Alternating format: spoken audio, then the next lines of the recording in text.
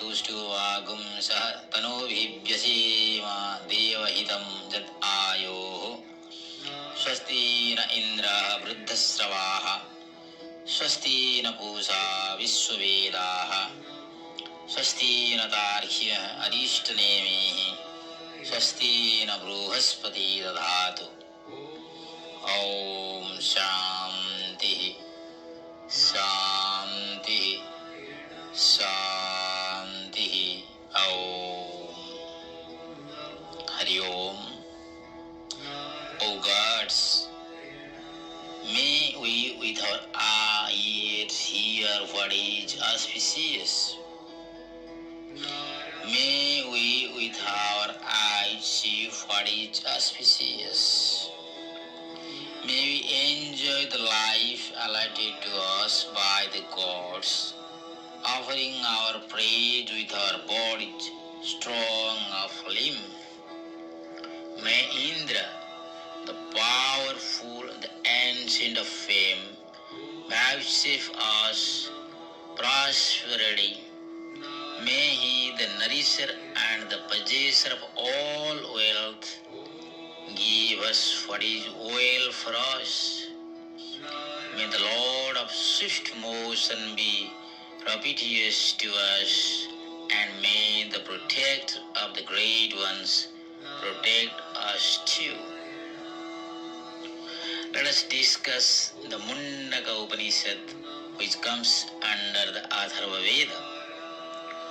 The words Mundaka Upanishad literally mean the Upanishad for the saved ones or sannyasis.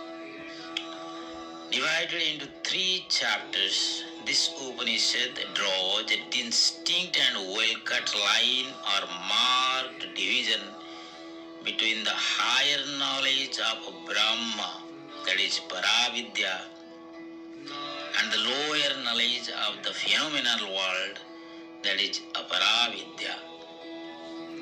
Aparavidya, or lower knowledge, cannot remove ignorance, which is the cause of samsara, that is world process. It is only Paravidya, that is the knowledge of Brahma, that can eradicate ignorance, root and branch. The first mantra of the Upanishad, Aum Brahma Devanam Prathama Sambhabhuva Vishwasya Karta Bhuvanasya Gopta Sa Brahma Vidyam Sarva Vidya Pradishtham Atharvaya Jyeshtha Putraya Praha. Brahma, the creator and the protector of this universe, arose as the first among the gods. He expounded the science or knowledge of Brahma, that is Brahma Vidya, the foundation of all knowledge, that means all sciences, to Atharvan, his eldest son. Brahma is not grasped by the senses as he is subtle and infinite, but is realized by intellect purified through knowledge and meditation. The individual soul attains liberation through knowledge of Brahma. Just as the rivers, when flowing into the ocean, become one and the same with it, so also he who knows Brahma becomes one with Brahma. Those who have attained the knowledge of Brahma say that there are 2 kinds of knowledge. One kind relating to Brahma, the Absolute, and the another kind relating to phenomenal world, the relative. Education is not unknown to us. It is both secular and sacred. Education about this world is supposed to be secular, and about other world is sacred. The former is Aparavidya and the latter Paravidya. But there are people who can drag the sacred education into the mundane world for encashing it in commerce. And there are people who can elevate and enable world education into sacred regions through unselfish service and divine insight. In India, we are trained to make everything sacred. Everything is holy and divine. Nothing is ugly and unholy. Let us, by selfless service and divine insight, learn to be sacred and holy. Atmano mokshartham jagat hidaya. By serving the society, we can attain salvation. Through the secular education as well, we can reach sacred education if only we use it for others. The mantra in the Upanishad sings, Pranavo dhanoho saro hi atma brahma tat lakhyam uchyate apramatena vidhavyam saravat tat mayo bhavit. Om is the bow, the individual self is the arrow, and Brahma is said to be the target of the arrow. Without any mistake, that target has to be hit.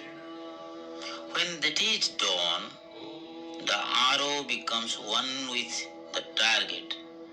That is to say, the individual self has to be one with the cosmic self.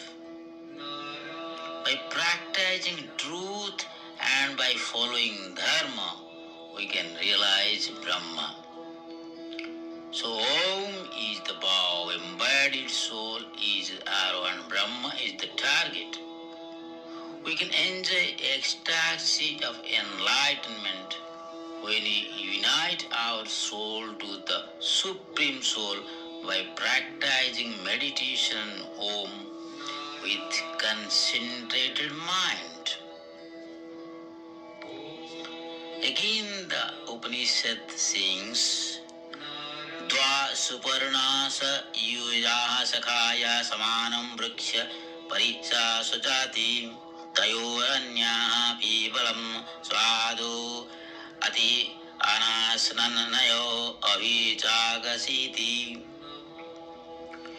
Two birds, the individual self and the cosmic self, are always together on the same tree, the body, both with beautiful plums and similar to each other. One of them eats sweet fruits, the other simply looks on without eating anything. The bird above is established in equanimity. It has transcended all the pairs of opposites.